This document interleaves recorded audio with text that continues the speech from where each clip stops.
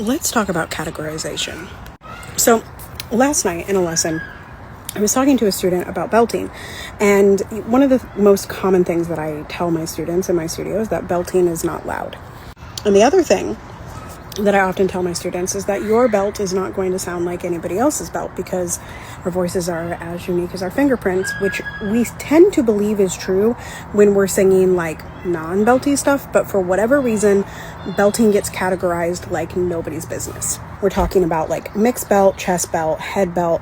Like there's this over categorization of types of belts, even like more than in the classical industry and the Fox system.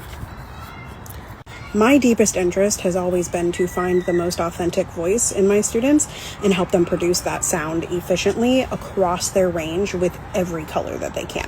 Now, this need for categorization does not just show up in voice lessons. It doesn't just show up in the music industry. It shows up everywhere, as you guys have seen in my comment sections over the last week or two.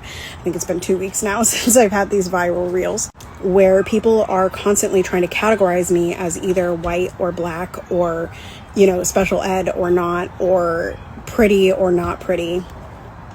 We don't need to categorize people in order for the voice to make sense or in order for that person to make sense. And it is the categorization and the othering that actually is playing into the hands of white supremacy. And this is why I say everything that I do is so interconnected, right? It may not seem like it on the surface, but everything that I teach in a voice lesson could be taught about activism. Everything that I teach about activism can be taught about branding. Everything that I can teach about branding can circle back around to the voice and the message of the voice. All this to say, once again, categorization is only going to get us deeper in our chains.